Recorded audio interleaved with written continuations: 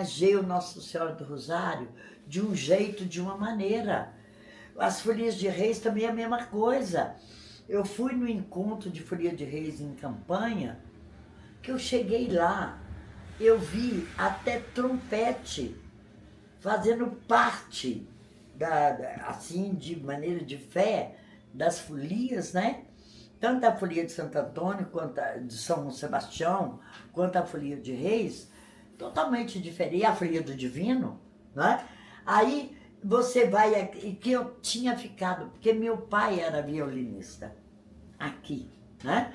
Era primeiro violino da orquestra da igreja aqui, da Coral Pio X, e eu sempre, no festival de inverno, meu pai fazia os cursos de violino, então eu sempre, logicamente, vivenciei o mundo do violino. Aí quando você chega lá,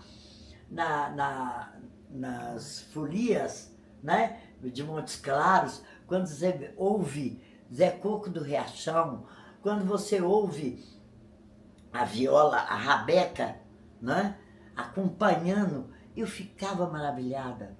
Por quê? Aqui, meu pai estudando as partituras, né, com professores, meu pai até 90 anos, por exemplo, com 80 anos, ele começou a fazer um curso de violino lá no Palácio das Artes, que o pessoal começou a gozar a cara dele, sabe? Por exemplo, não sei para que você vai lá, porque o curso vai durar dos 8 anos.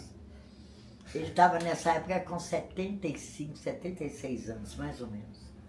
Ele falou, não, aí eu vou. Aí os colegas dele que gozou a cara, você não pode imaginar. Os velhos morreram, ele foi lá no cemitério e falou, eu ainda tô continuando com o curso. No dia que eu tirar o diploma, vocês vão lá me ver. E era uma coisa muito legal, né? Aí quando você chega lá, você vê a viola, a rabeca, né? O pessoal tocando. Falei, gente, que coisa linda, que maravilha. Aí, logicamente, você vai analisar o tipo de madeira que eles usavam lá, as cordas, né, da rabeca, e o pessoal tocando com uma fé, com uma devoção, o som maravilhoso, né? Aí você fica assim, realmente, o mundo é muito lindo, maravilhoso.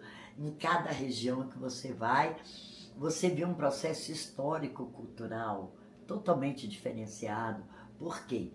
Aqui em Minas Gerais, nós temos 16, no meu estudo, logicamente, durante essas caminhadas que eu fiz, 16 grupos humanos diferentes, né? Cada um com seus usos, costumes, tradições, né? Modo de vida, porque não basta só falar, por exemplo, eles vieram de Portugal. Peraí, de onde? É do norte? É do centro? É do sul? É das ilhas? Porque cada um vem com a sua forma de vida. Por exemplo, as bordadeiras lá da Ilha da Madeira, que virou moda na nossa região do quadrilátero ferrífero, que as mulheres bordavam. E é detalhe, na minha época de jovem, a linha, né, que vinha para fazer os bordados do lençol do dia do casamento, era bordado com a linha da Ilha da Madeira.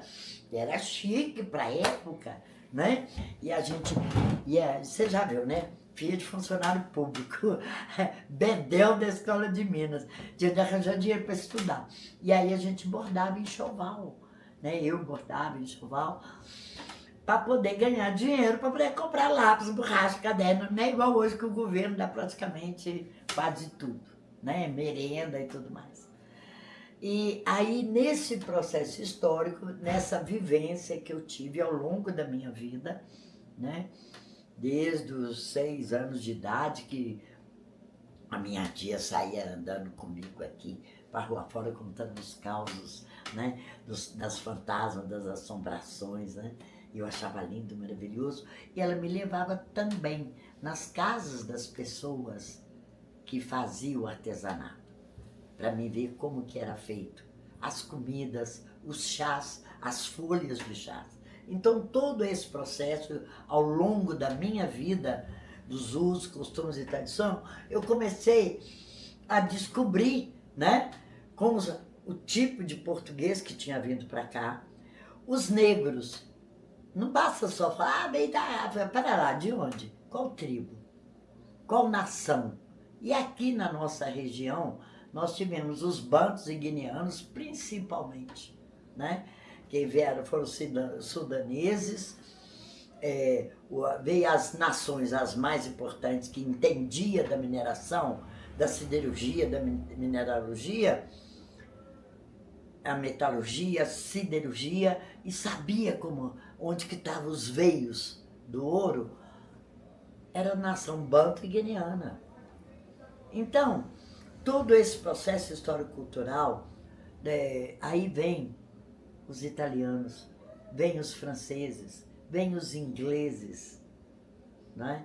Vem os espanhóis. Na época dos portugueses aqui, a gente sabe que vieram vários espanhóis para cá. Haja vista que São João del Rei, Ouro Preto, Morro do Pilar, né? A devoção da cidade é não só do Pilar, que é padroeiro da Espanha, e é padroeiro de Ouro Preto, né? É padroeiro de Nova Lima, é padroeira, né, do Morro do Pilar, de São João del Rei.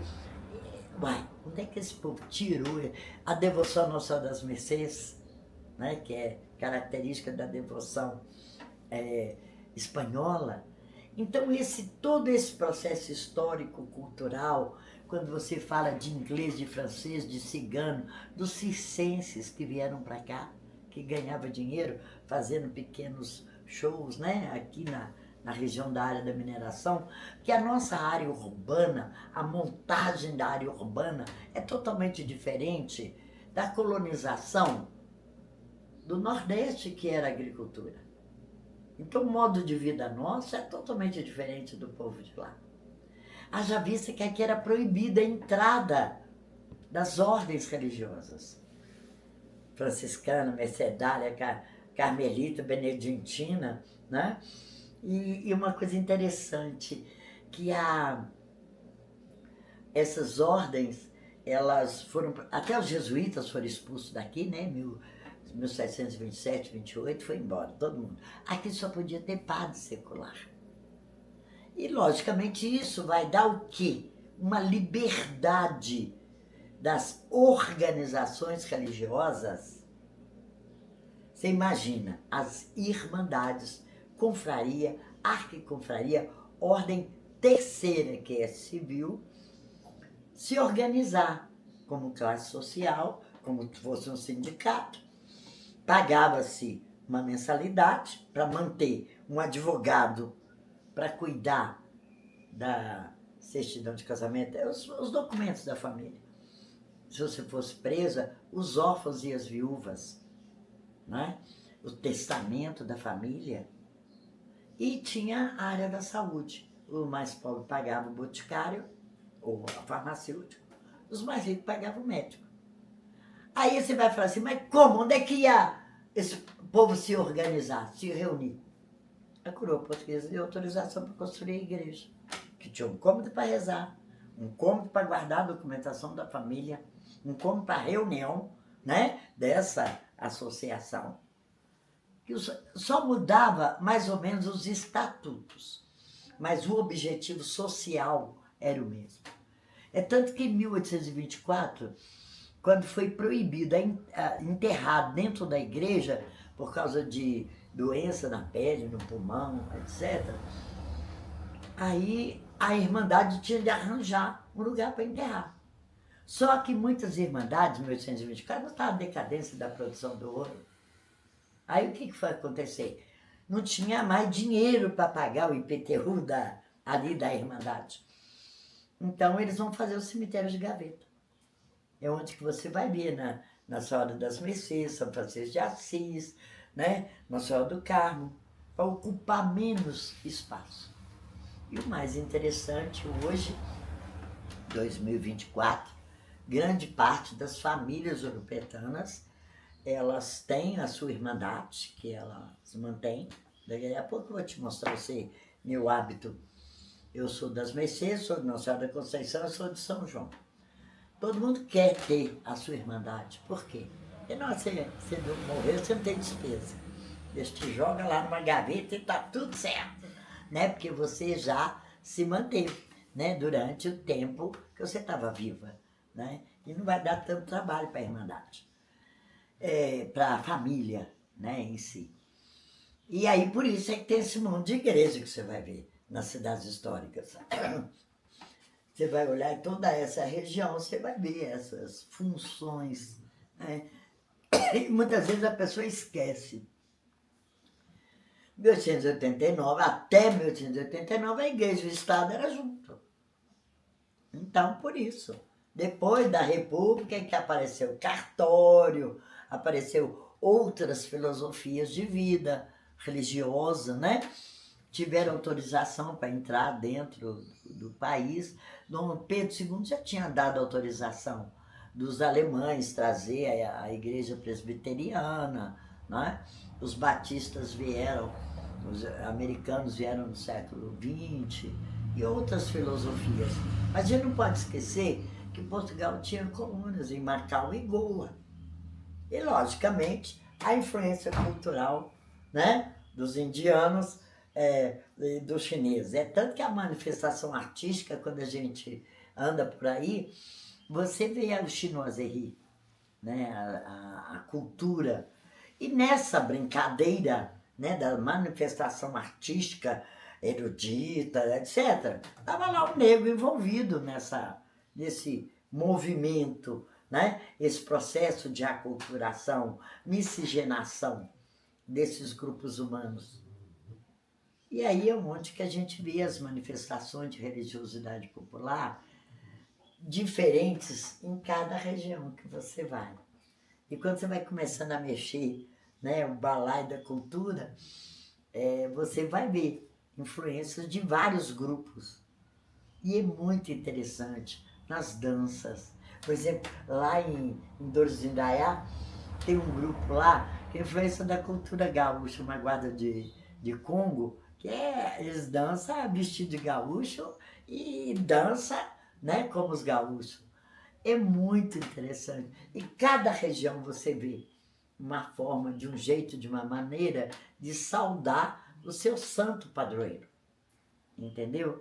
E, logicamente, quando você vai começar a mexer, você vai ver, isso aí é de influência indígena, isso aí é de influência, né, africana, da Yorubá, isso aí é do Nagô, né? Isso aí é da Umbanda, isso aí é do Candomblé, isso aí... Candomblé não teve muita influência na nossa região, não, tá? Porque os sudaneses, inclusive muitos deles eram islâmicos, já islamizados, já eram alfabetizados, começou a dar muito trabalho. Aí é tanto que Portugal devolveu eles para a África, né? Quando tiver a Revolução dos Malês, lá na Bahia. Mas aqui também o pessoal já ficava meio coisa, porque eles eram pessoas de alto nível e muito espertos. A questão do sistema escravista era um Deus que nos acuda. Então, para eles que eram esclarecidos, pior ainda. Então, aqui, por exemplo, aí você vai falar assim, nossa, que igreja linda, a Nossa Senhora Santa Efigênia.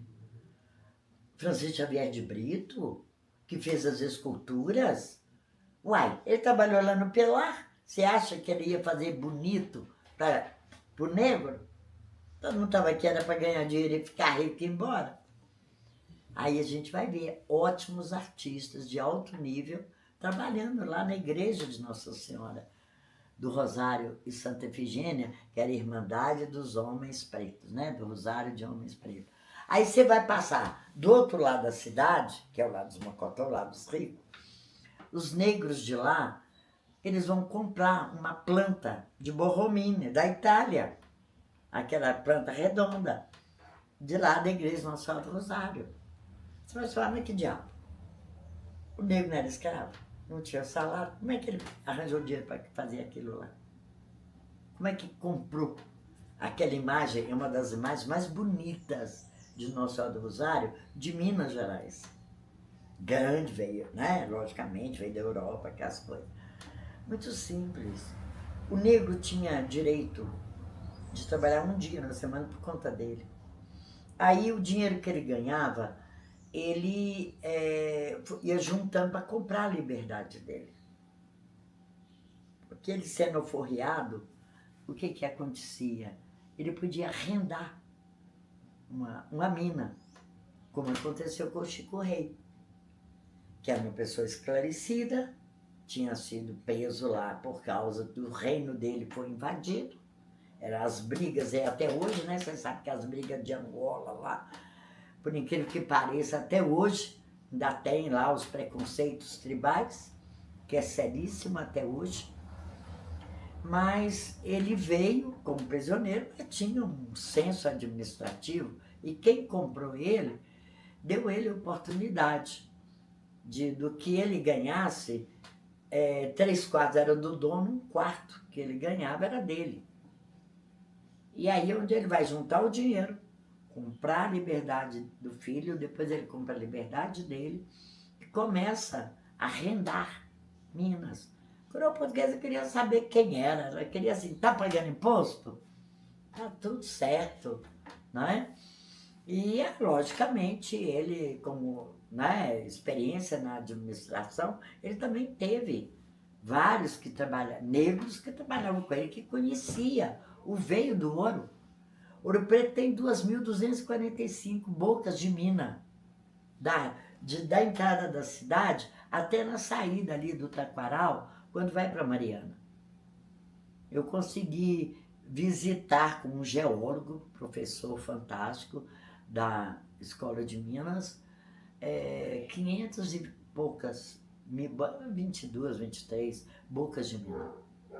Sabe, que a gente entrava e ele explicava e tal, porque eu estava começando a trabalhar como guia de turismo.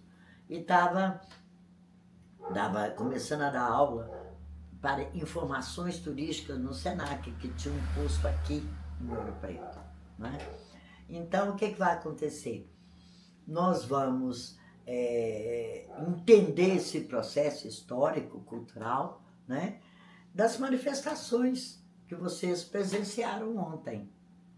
Apesar de que ela teve um momento, né, que por causa do pré-conceito, isso um tempo, né, que passou, mas depois em 1993, vou até mostrar para vocês, o Mover Quema mandou me chamar lá em Belo Horizonte para a gente reavivar esse cortejo em homenagem ao Chico Rei, né?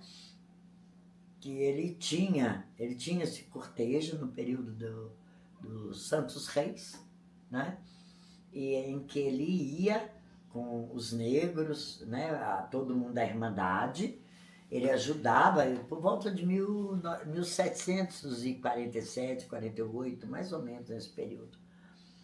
Ele subia com os negros, dançando a dança das taieiras, e fazia as homenagens, a missa, Tedéu, a orquestra dos negros participava, normal. E depois ele fazia caminhada na cidade, ia até o presídio, lá na Praça de Tiradentes, e levava presentes e comida, né, em homenagem aos Santos Reis, nessa época. E por isso é que faz esse período, né, nesse período, entremeando aí a festa de Santos Reis. E é uma coisa interessante, que o Chico Rei, ele, depois da decadência da produção do ouro, ele, logicamente, com capital acumulado, ele vai para uma região de Sete Lagoas. Lá na comunidade chama Pontinha, onde que estão os descendentes dele. Que muita gente foi embora, né? Porque não era porque não tinha ouro. Ouro tem até hoje. O problema é que quando Dom João VI veio para o Brasil, ele ficou com muito medo dos mineiros, que tinham uma mentalidade progressista, né? Então, aí ele não quis aplicar as técnicas novas de mineração, como o Barão de Asweg fez lá em Sabará, e lá em Nova Lima, você vê, aí as minas entraram num preço de banana, né?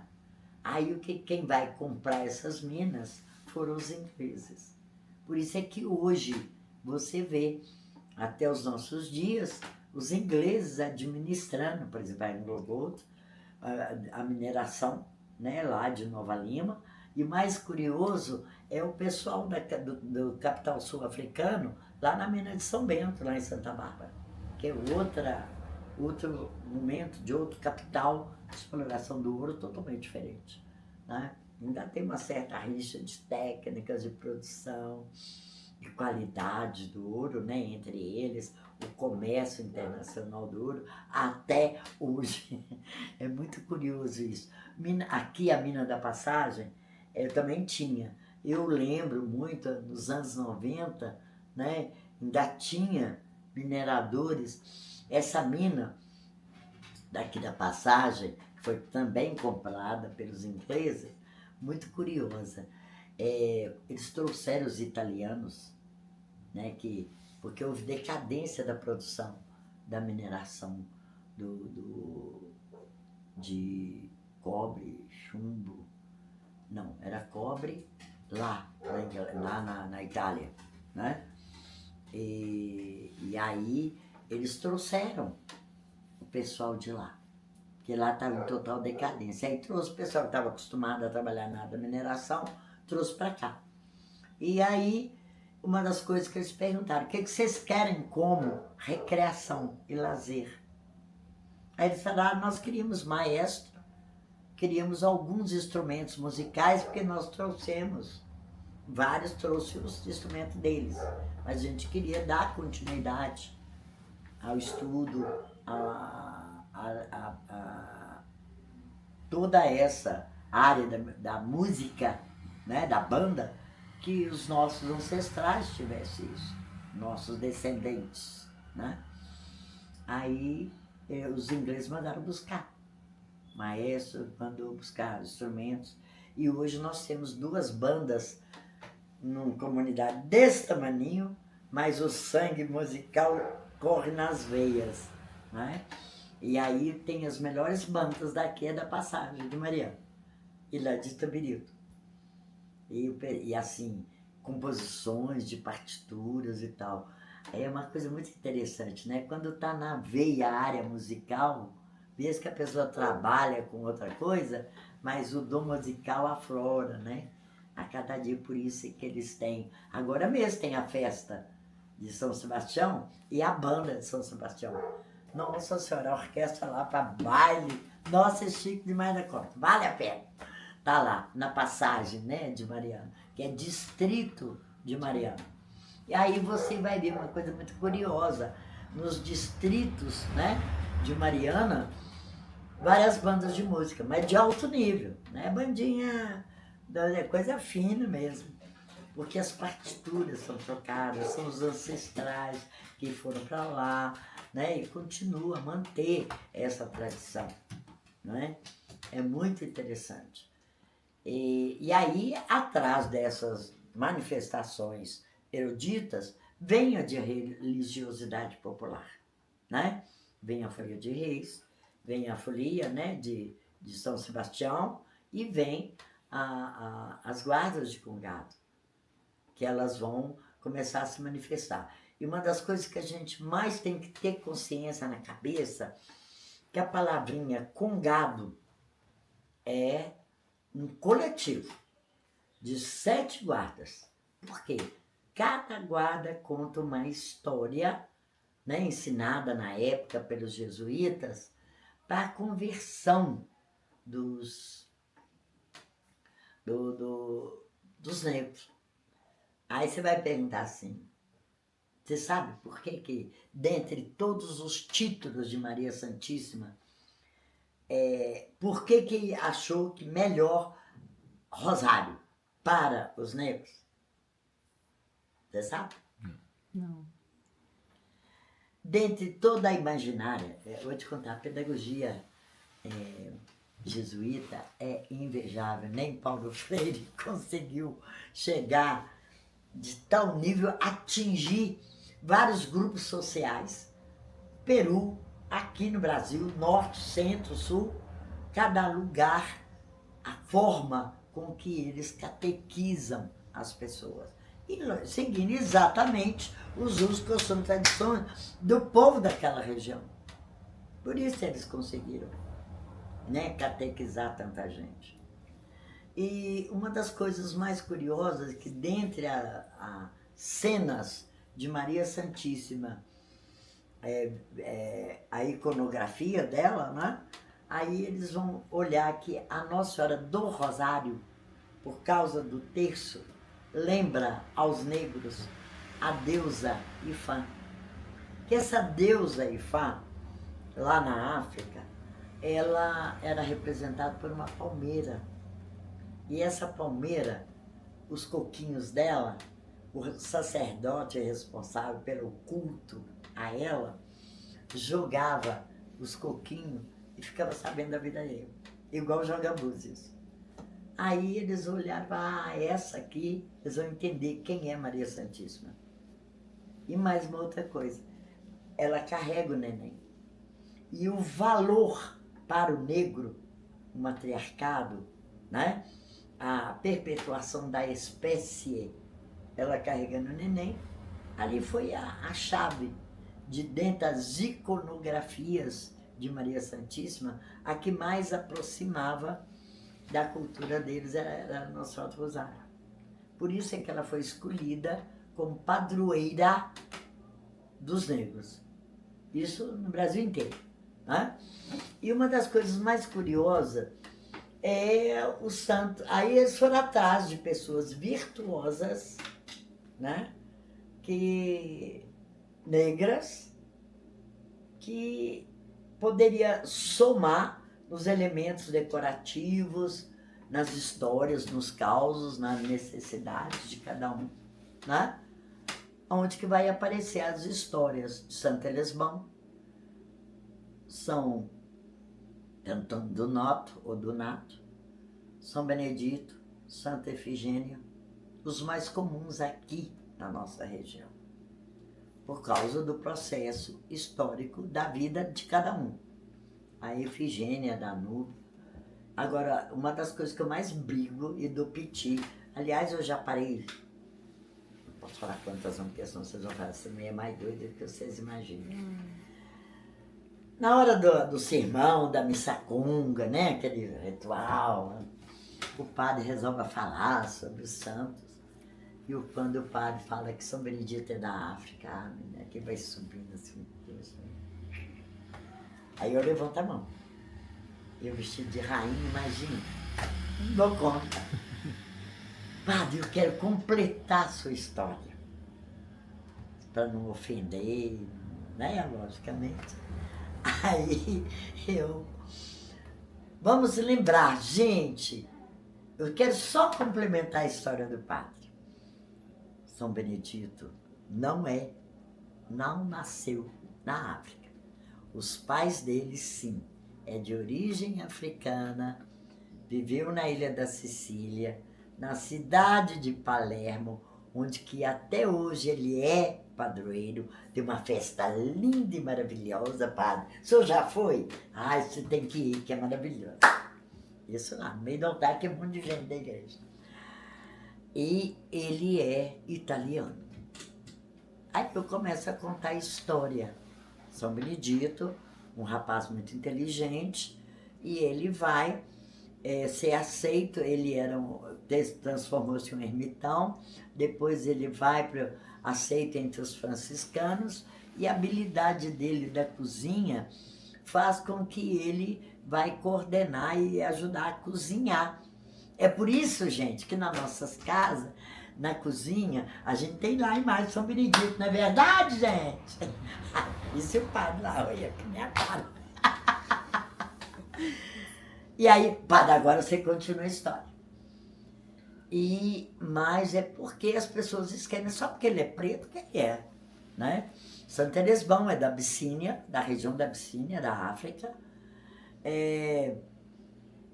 E o Santo Antônio do Nato, ou do Noto, ele é muito cultuado em São Paulo, sabe? Ele não é santo, ele é bem-aventurado. Mas lá, nessa capelinha dele, lá em São Paulo, a quantidade de não sei se vocês já foram lá, se já foram na capela lá de Santo Antônio do Nato, a quantidade de milagres que tem lá é de impressionar. Ele é muito cultuado lá. Lá em São José do Goiabal tem. Também, Santo Padre Antônio do Nave. Hermelindo. É muito lindo lá, eu também já fui. E aí, mas o devocional de São Paulo é mais forte, Santo Antônio do Nave. E é impressionante. O pessoal tem a devoção realmente por esses santos de origem afro, né? Aí a gente conta a história de cada um, etc. Lá, quando eu vou fazer palestra, né? Para as pessoas se darem conta. E aí o jesuíta pega essas pessoas virtuosas, coloca nos retábulos, né? Dos altares, e aí é onde que esse culto, né? Das guardas de congado, a caminhada que é feita e todo o aparato que aí vai. Por exemplo, lá em Itapecerica, você já foi em Itapecerica? Gente de Deus. E aqui, também Santa Dores de Dayá, Abaeté, Bom Despacho, o povo borda as roupas que vocês não acreditam. Aí você vê miçanga, Paetê, vida e faz influência da cultura francesa. A gente sabe que os franceses, muitos deles, não só na Primeira, mas na Segunda Guerra Mundial, e mesmo na época de Dom Pedro II, né? O elo de ligação dos Bourbons, muitos deles vêm para cá. E a devoção à Nossa Senhora das Graças, que ocorre, né, lá em Monte Sião, veio da França. A devoção ao Coração de Jesus veio da França. E aí também vieram atrás, né, as primeiras, né, o Colégio das Irmãs de Caridade, já no século XIX, que ensinava as meninas a bordar, costurar, né, para poder sobreviver, inclusive nos asilos, etc. Então, todo esse processo histórico-cultural você vê miscigenado nas manifestações culturais, né, de religiosidade popular das guardas de Congado. Congado, 7 guardas: Congo, Marujo, Catopê, Vilão, Moçambique, o Caboclo e o Candomblé. Não é Candomblé, não, é Candomblé. B. E cada um, logicamente, contando a sua história. O Marujo e o Congo, igual vocês viram ontem, eles contam, lembra a história da invasão dos árabes na Península Ibérica e a luta entre mouros e cristãos. O Marujo em água e o Congo em terra. É tanto que eles todos têm a espada, né? E vai fazendo a sua coreografia como se estivesse, né, limpando para o reinado passar. De fé, de devoção e todos que vêm atrás da gente. Depois você vai ver, por exemplo, o vilão. Vocês já viram a guarda de vilão?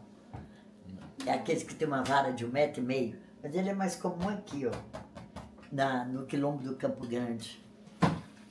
Porque eles pegavam a vara de 1,5 m mais ou menos, o pau de ferro ou aroeira, que é a madeira mais forte, e na hora de lutar com o capitão do mato, que era a espada, eles jogavam a espada do cara longe e corria para o matar fora, né?